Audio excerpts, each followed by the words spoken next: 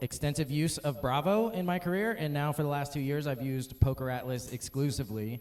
And John is a friend of mine, and I call him regularly, either to praise him for something that I'm doing or yell at him for how poorly I had to use the other software for so long in my life and how I didn't even know better things existed. So he asked if I would talk to everybody about it, and in the process, just kind of dump on the previous sponsor of this.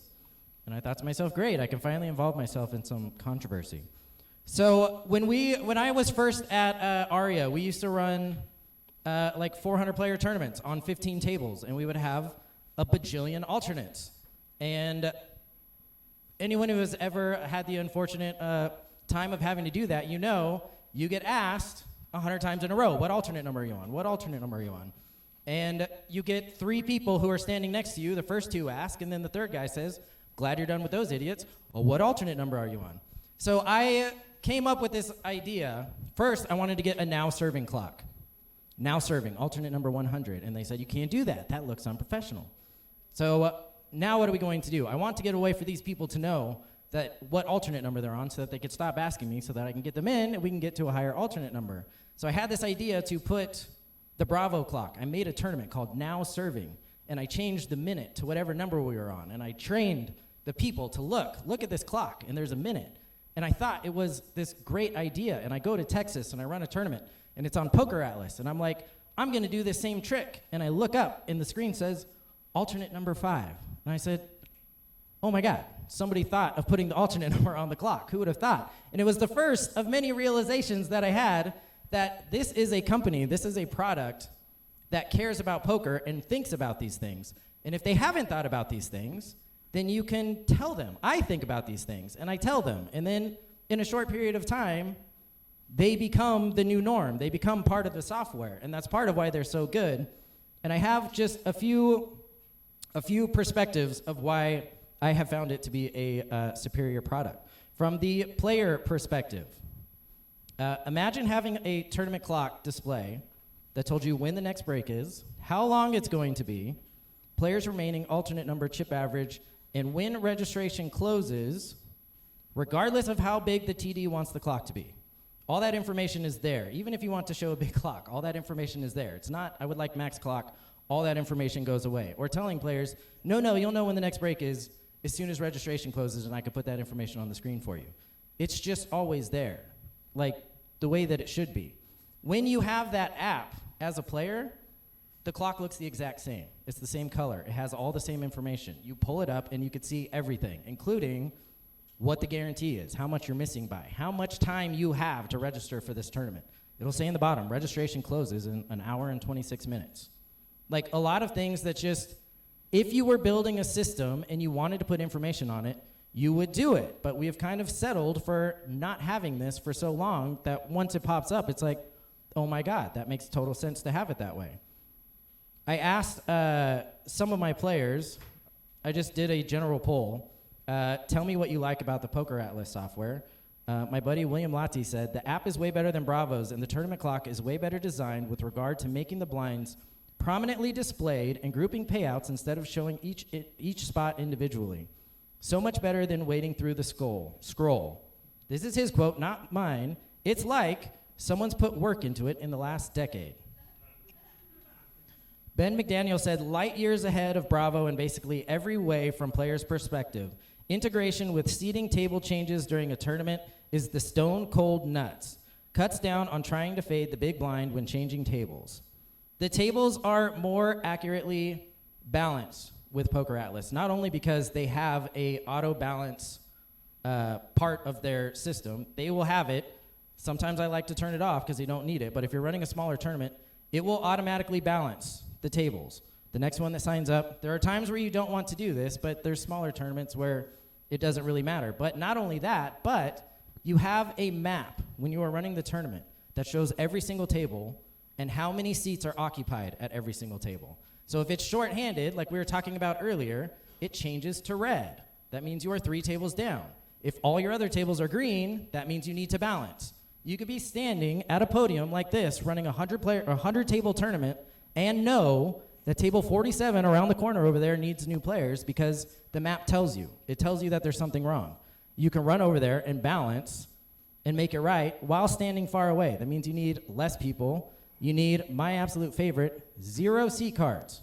I came to run a tournament at MGM 2 months ago, and it was like trying to learn all over again. I totally forgot how to do this, and I honestly wasn't that good at using seat cards in the first place. It helps you, what he said, players that are trying to avoid the big blind. When you're using Poker Atlas, you have a tablet, and it tells you who's supposed to be at your table. So when you break a table, you went from an empty seat, and now a player popped up there.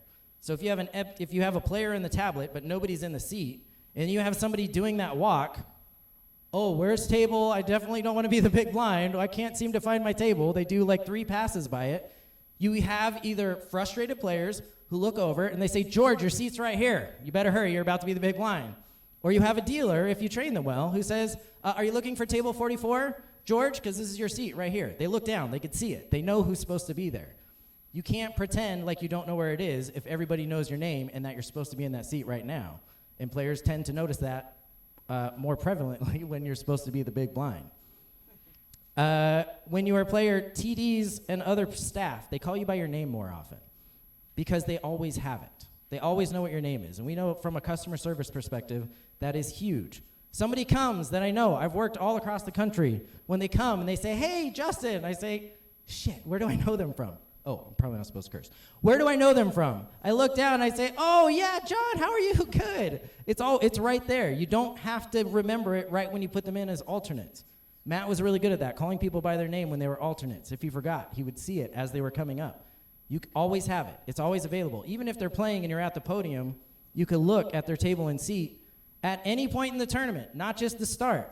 Who's ever done that trick where, oh my God, I hope we didn't move them yet because I want to know their name and I hope they're in the seat that they started in.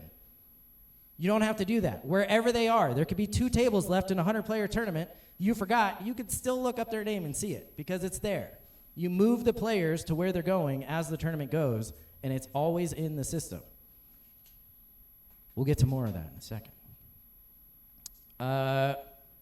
It is easier for your friends and family to follow your progress, which is a much better experience. If you are using this software to its max potential, which I have always tried to do, you can deliver information about individuals because you just always have it. You don't have to be a famous person. You don't have to play or lose a big pot like you normally do. I will put player chip counts for every single player in the tournament. I don't care if there's 300 players sitting there. Every single player will have accurate chip counts every break, every 2 hours, every hour and a half. However long there's a break is how long it takes for you to know exactly how they're doing in the tournament, including if they were eliminated. I show results in my tournament. If I do a 500-player tournament, I will tell you who got 482nd place. Every single result is listed in that tournament. Sometimes it shows that people entered the tournament 10 times or whatever. They got lots of different places as it goes. But all that information is there, always. From a marketing perspective, that's kind of what this obviously goes into the marketing, what I was talking about earlier. But imagine a world where chip counts are updated accurately. Every break for every player in every tournament, regardless of how famous they are or how many players have entered the tournament. When we do our blogs, currently, I don't know if anybody's watched the WSOP chip count updates. Yeah, maybe, or maybe she's not. I don't know. They're not going to update it for another 10 hours. So you get your chip counts in at the end of the night, and I assume those are usually pretty accurate because they take them right off the bag. But unless you are a super famous person or you played a pot with a super famous person, those chip counts are probably not going to be accurate again until the end of the night, including showing that you have your starting stack for the day 8 hours after you busted the tournament.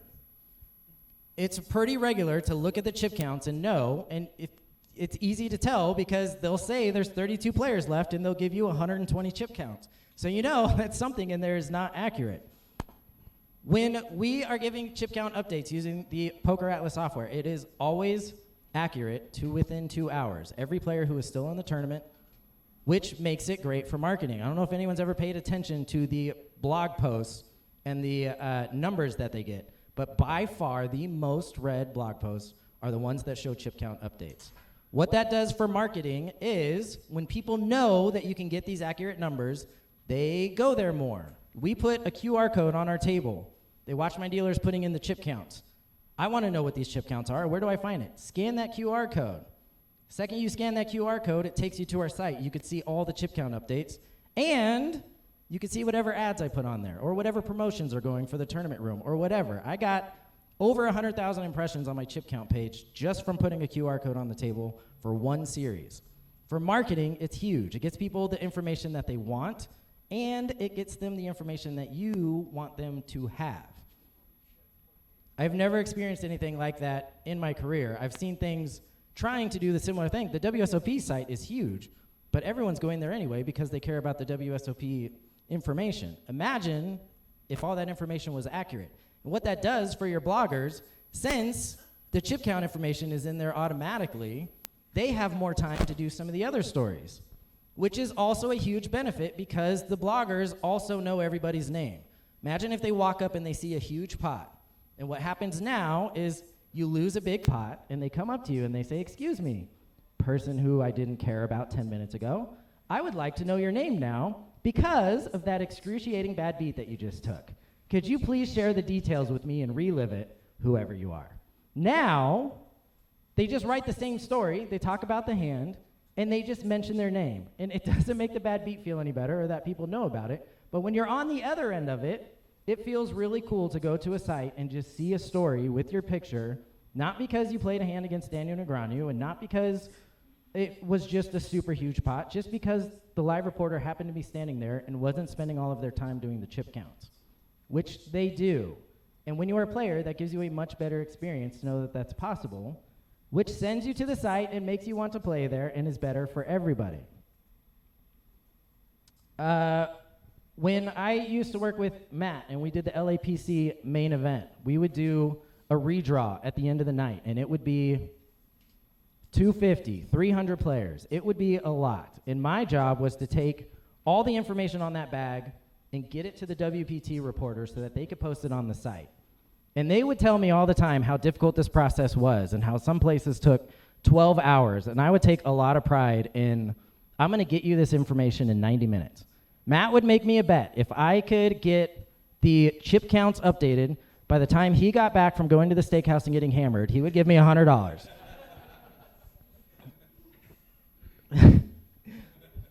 You're laughing because you know it's true. And I would do it. And sometimes it would be close. And I had a system. I would do the redraw in Excel, and I would send it to 4 different people, and we would all type it in, and then we would combine it into one list, and I would double check and make sure it was good and send it. And then 90 minutes would go by, and we did it. And I would say, yes! Now when I do that same thing on Poker Atlas, I could have it done in 10 minutes, and that's only because I really like to triple check to make sure that it's right. When everyone is done at the end of the tournament, you click redraw, you click bag, and it does it all for you, and you have that exact same list with the accurate chip counts in 10 minutes, 15 minutes. It's up on the site. I tell people now, you will be able to check it by the time you get home. Even if you live next door, you will probably be able to check it before you get home. I will have that redraw done and updated and ready.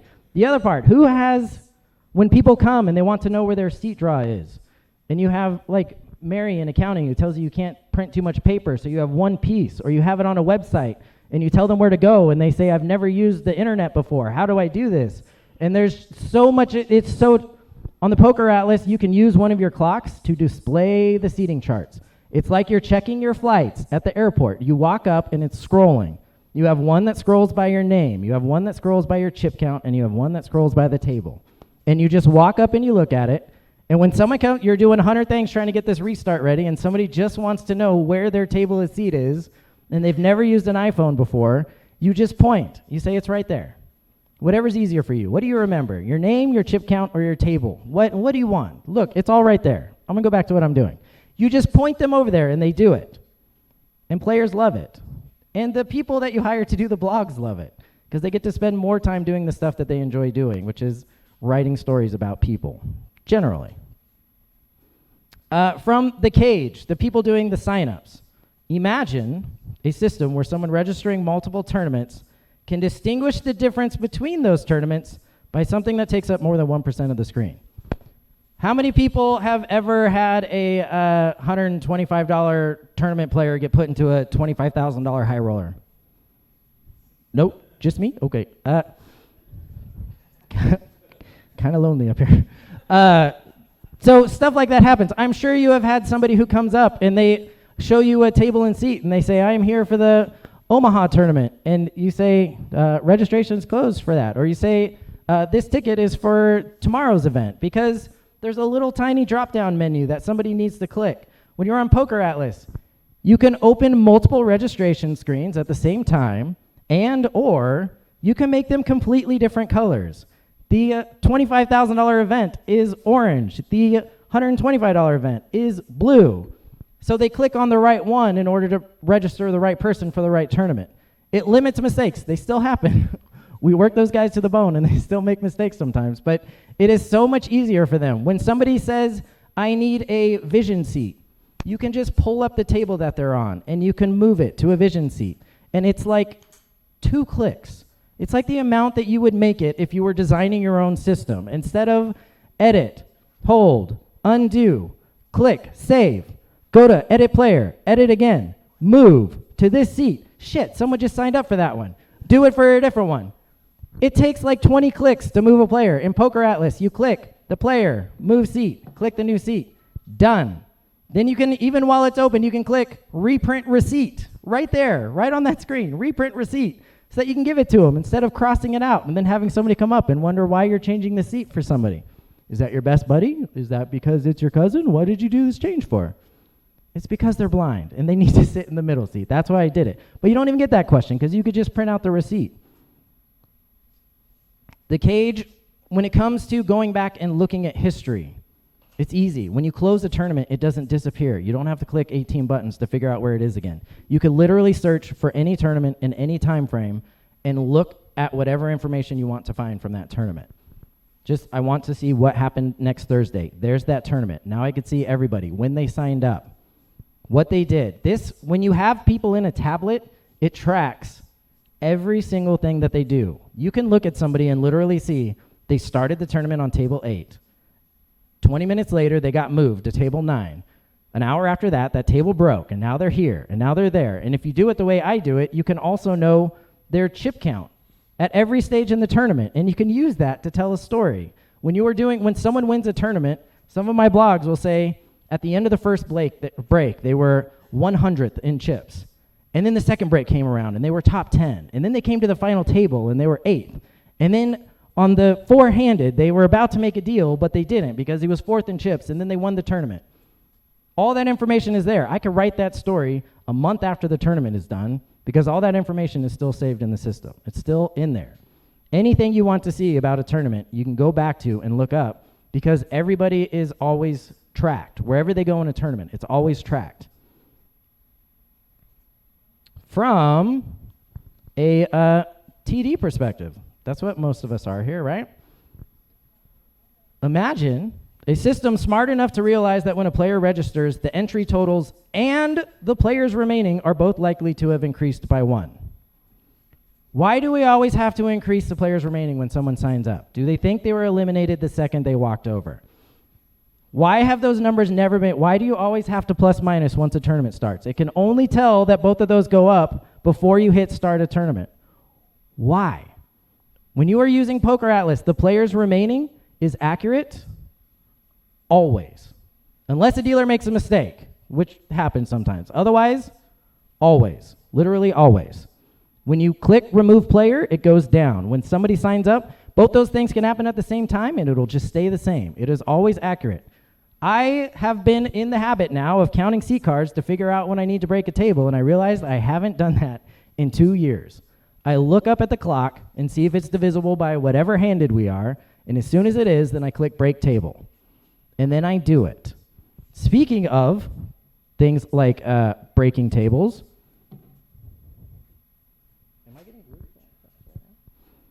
I'm getting group chat texts right now from people watching this.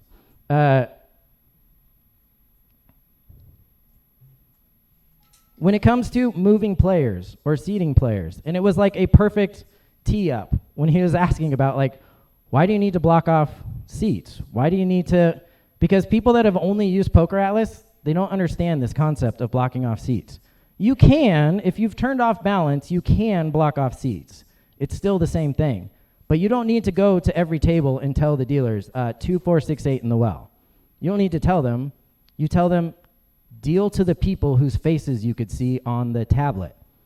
They know. You look down. If there's nobody in your 4 seat, you don't put a stack in your 4 seat. If there's a person there, you make sure it matches the face that's on the tablet in front of you, and then you know that they're good to go. You don't need to check IDs. Their face is literally on the screen in front of you, and their name telling you who is supposed to be there. If there's a mistake, you're going to be able to see it. If you ask them their name and it's different than what's on there, then you'll know. But you don't have to go around and tell oh no, I forgot, I moved that guy, or I told that guy that I would sign him up late, but I don't want anybody to know, so I gotta go sneak and put that stack in the well so nobody sees it.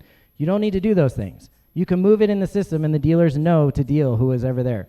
It makes day twos so much easier. I don't give slips, I don't give receipts. I tell them, take a picture of your bag if you want. I'm giving you whatever you put in the bag.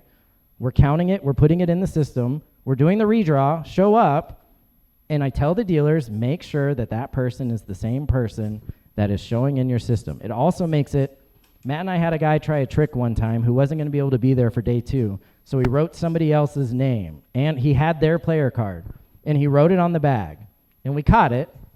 By some miracle, we got lucky, but we caught it, and I realized that could be happening all the time, and we don't even know about it. Like, if it's somebody you don't know that well, it's pretty easy to write down all of their information or have them show up when you run away and switch it. That can never happen here, because when you sign up, you're in the system all the way through the end of the tournament.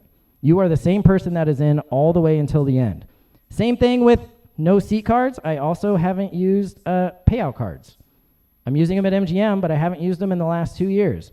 When somebody busts a tournament, you click bust, they are assigned a place. They finished in whatever place they finished in. So their payout is sitting in the computer waiting for them. They show up, they say, hey, I got knocked out of a tournament, hand over their ID, the person doing the payouts looks at the ID, and it tells them exactly how much. If you bust a tournament and nobody sees you and you run to the bathroom or you go away and we don't know who you are or where you went, it doesn't matter. You're still in there. You're still in the system, and the people paying you out know exactly how much you're supposed to get. When I first did a series in Texas, I brought over some of my friends, some of my buddies, and I had been there for a couple months, and I had been using the system on some smaller tournaments. And the person who was putting on the tournament told me, there's no way we could do Poker Atlas because these guys have never used it before. And I said the words that have frequently got me in trouble in my career, I'm gonna do it anyway. And I did. And it took about an hour of practice, and they had it. It was some pretty good tournament directors, DJ Viegas and Troy Iverson, 2 of the best. And I get it, like they think a little quicker and smarter and faster than a lot of people, but it's so user-friendly. Like when you want to block a seat, like you click block seat. When you want to seat the next there, you click the seat next. When you want them to not go to that table, you click stop seating. Everything is just commonsensical. It's not, I realize that when you take someone who's used to Bravo and you put them on Poker Atlas, it is second nature. It is easy. They figure it out. It is user-friendly. If you go the other way, you take somebody who has only used Poker Atlas and you try to teach them how to use Bravo, and they say, where's the seat next button? What are you going to have to tell that person? You hit edit. You block off every single seat in the entire tournament. Then you click save. Then you click edit again. Then you open the seat that you want to send them to. Then you hit save. Then you pray that the person in the cage didn't sign somebody up while you're doing this process, and you let them sign it up. And they would look at you like, what are you talking about? When you go the other way and they say, where's the array of buttons I have to push to click seat next? And you say, no, you just click seat next. They say, oh, that makes sense. Okay, they're telling me to hurry the hell up. Okay, here's the point. To summarize all of that, I tell players all the time to speak with your money. Go play. Don't tell me how I need to tell my competition to do better. Come play my tournament instead. I think that we would all be better off if we did something similar, if we spoke with our dollars. It will help the house. It'll help you as tournament directors. It'll help your bottom line if you switch to the superior product. It will pay for itself, I promise. It will pay for itself. The only thing you ever hear about is that it's more expensive, which is true, but if utilized properly, it will pay for itself. And the only way they're ever going to improve the system that we've been using the exact same for the last 15 years is if people start using the better product because it's better, even if it's more expensive. That's it.